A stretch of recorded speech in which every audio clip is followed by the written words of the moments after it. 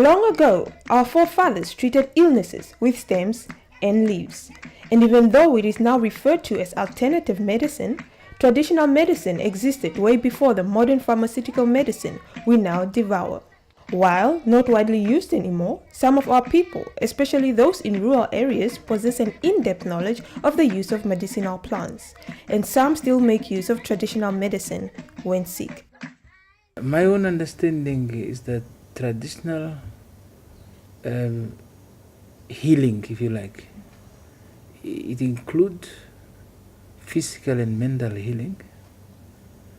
It includes development and upbringing of persons into preparation for adulthood. And it involves obviously different types of methods, whether it's hands, in case, for example, people who have got stomach problems, people normally do that, or injured. It involves traditional medicine.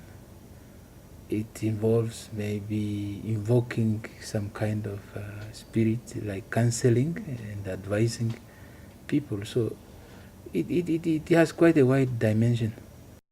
The indigenous medicinal plants are used to treat not only the physical symptoms, but also go deeper by treating what is believed to be the spiritual origins of the disease. It is this spiritual aspect of the healing that has many skeptical of traditional healing. Many believe it is nothing but witchcraft. However, traditional medicine devolves on the healer, the herbalist, the traditional midwife, and other traditional practices. Amongst other communities who reside in the Erongo region, the Topnar, specifically those around the Utusab area, are predominantly famous for the use of the indigenous plants for medicine. This community is famous for the use of the aboriginal food plant, the ngara.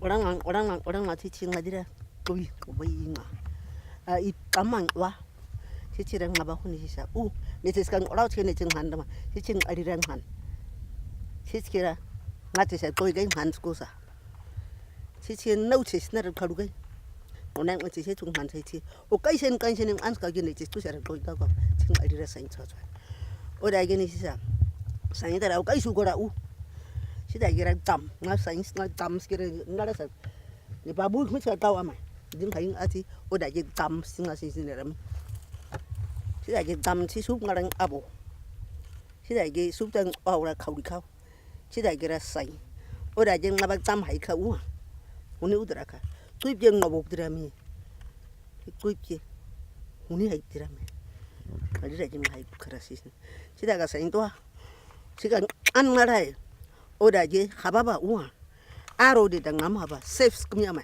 ji chonga ba ba na si ni sa suba huta arayo oda je kabira strame na habab ki kabira strame ti da je kabira ti tu khap comedy ting arana tu khabi tirang so ngal khami ngai ge ni sa khoin ga ga khwat ma iu dongin ti blin tin kharang ira ge ne bang ngai ti ma khabe ti au ma sa ma di da ba je ngai sa eske di da ba nen asin ngai komen kam sai chi torok khane ba hujin khayu chi ti oma sa se ke min aba de madira ngara sin ka ngai chi da je kayu chi da ge ti oma ske mi ba de mi ske ti oma sa tau na khang iska na sas kais ka sin ti ding ko khang ma khon gi ske ti oma sa ke mi chi da ge ti da ge mi se ti da da kha u we chi aba je ka u kun no kun hu je da je kun ngabi ji ka u chi da je ka u ma di sa ngara ba ngara de ka si kai kun ngaba jin an hain tin khara ge no hunga ti ki kau kai madira si sin kai ti da ge an ti au mas kimi da ge ni si sa ngara ni to au tu wada ti da ngara ni si ngara da si ngara da khabe da ge ni si sa ku kai rang ngun je ka bo hude ngan abe jin ama ko mang aran ge ama sai tin je koina ne hanan unadra ma so bosin mi ama arana gir so bosin ti ko agari be ngan ko re ju ko agari be idre me ina gir so ngara ga to un se gir ti ing un gama ngarang mama han ge ni sa ngwe chi chau gi ro Tana isa kaban ngai taisi kire sama. Koi gan aisen aroma sishin use isiti almost like nambade. Traditional healing is not exempted from urban areas. We travel to the DRC informal settlement in Swakopmund to witness the practice of an Ashivambo traditional healing method called Okufurwa. Ondakala igendi na megulwange andi talita fula alanda ame andi etekele ngonenga kanjina na kufula ka ndataleke megulita fula mandi galandi andi etekele ndikana ndi fula kashi talandi zingo ya kulupo kakanga atu epenen ngengo ngashi yo te amenja jande to lifuro tal kala guli na ala to ina ndo hipangana na nja jende jali hiba yo kufula kubate hizo kwa shipani sasa nati ngo iko shipani to kwa nando venda te uningo shile mba ajitini jana ndikafu to kufula kubate sasa wa tawo tu abachende yali metela. Around the Omashete area, which is an Overherero settlement, we visited Farm Okonyainyai Ochoruari, which is a sanctuary for medicinal plants. Here, we were welcomed by Miss Gertze, who took us on a tour around the settlement. She explained that the roots from the Ondura Turaua tree are used to treat diarrhea in children, while adults who suffer from the same ailment are treated with leaves from the Mopani tree. The leaves from the Omumborombonga tree are used to treat cold and fever. The Omudema tree is ideal for cleaning teeth. The elephant dung is said to be used as a remedy during spiritual healing. Amongst other uses, it is also used as a pain reliever.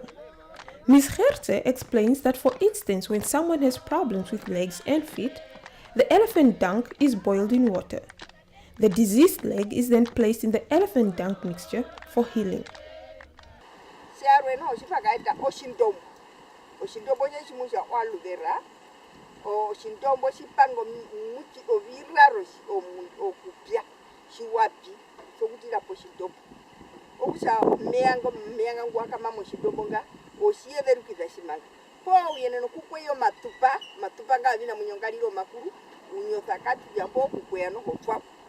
Pene irombo noho irombo ndi tuzikakatiti ila utokulira chimuna kila ikuba henao okukweya indi tuhira tutwapo mwashe okukwa moshali nei kuisamo naro opyu nodombepo na indi shima ngokutoro opyu no indi chitwako ajali lo mutombe na njupo utwamo ndao usaipange pekuli ishopo bana shepopo ando banene. Plants like the devil's claw, which is indigenous to Southern Africa, has become a great medicinal asset to the Western community. This plant is used to treat illnesses such as arthritis, but is mainly packaged as aspirin and in the most used over-the-counter painkiller called ibuprofen. The devil's claw, it is already taken up by other people in Europe.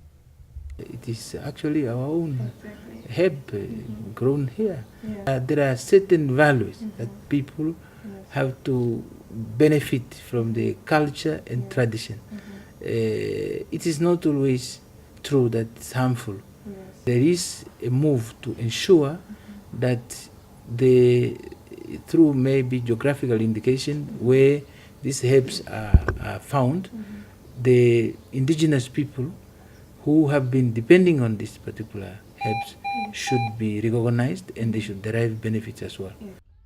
Regrettably, while the rest of the world is recognizing the value of these medicinal plants and African remedies, the unfortunate situation is that the indigenous people are losing the healing methods and knowledge that are part of the generic heritage. Traditional leader Mr. Ben Twiseb was born in 1939 and is 76 years of age today. He says, we need to value our plants the same way the ancestors did. According to him, even during drought when the trees were dry and appeared dead, the elders knew it was medicine. He adds that the elders didn't go to school for 10 years, but they had knowledge from God. This is why the traditional leader believes it is imperative that we preserve this knowledge.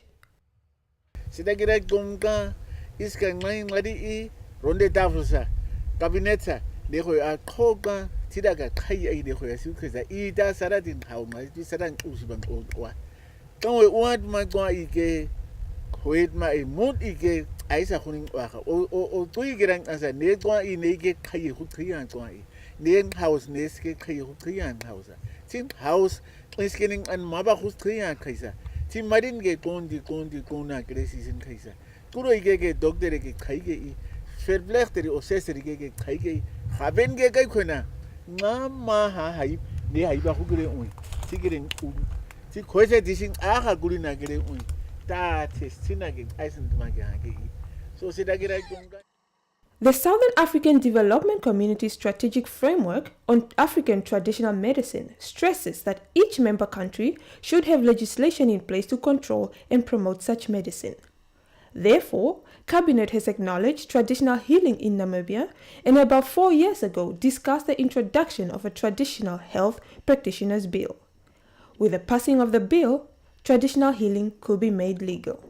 What has happened is that the government is concerned about the welfare of the people, and in this process, the intention is not actually to ban the traditional healing practice, because being an African country, we recognize the importance of traditional healing, and the intention is not to ban, but rather to regulate the process. In a similar way that we are regulating the modern medicine practice, we want to see to it that traditional healing is also regulated, because it has the potential, apart from healing the people, probably it will generate some knowledge and information which will be important for the improvement of the health of the people of the country. So the bill specifically, it has established what we call the Traditional Health Practitioners Council.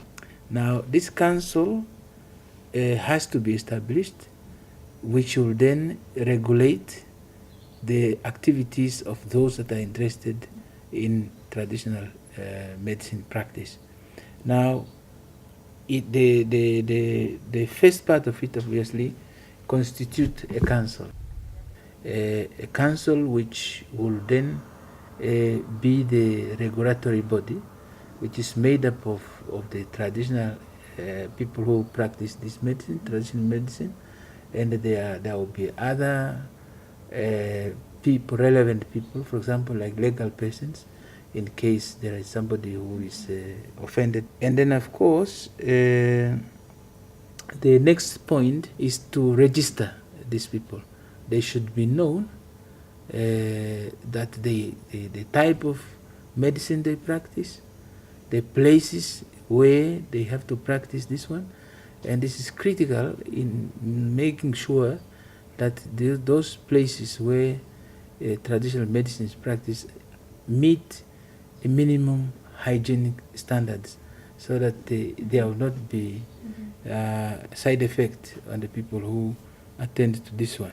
Then, of course, there will be also a kind of regulatory framework for those who may commit offenses. If they want to practice, they do not want to register, definitely, and they are found to practice that one, it will be an offense and they will have to be brought to book. Okay. Then, of course, there is also the powers of the council. What can the council do?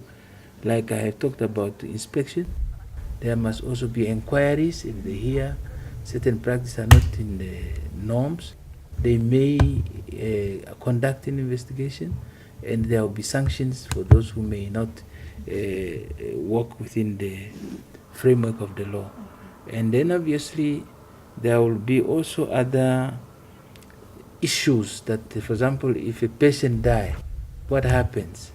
How do we deal with that one? Then also we assess them.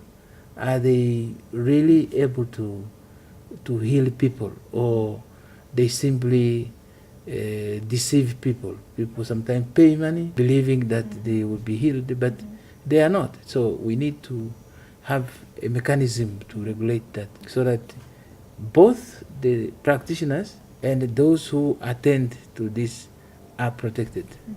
If we lose our culture, we lose our identity, we lose our integrity and esteem as people. We will always feel probably inferior because we emulate others thinking that they are better than we do. But our tradition, our culture is as well important and great like any other one. So the bill here is also talking about educational committee, so that this knowledge is documented, is preserved, is passed on to coming generations. Otherwise, they will not know where they come from. Many times we hear that our traditions are backward, primitive, atrocious, or pagan. For purposes of national development, we ought to forget about these practices as they are perceived to be holding back progress. The indigenous knowledge of the healing powers of the herbs is slowly fading and is at risk of disappearing if not preserved.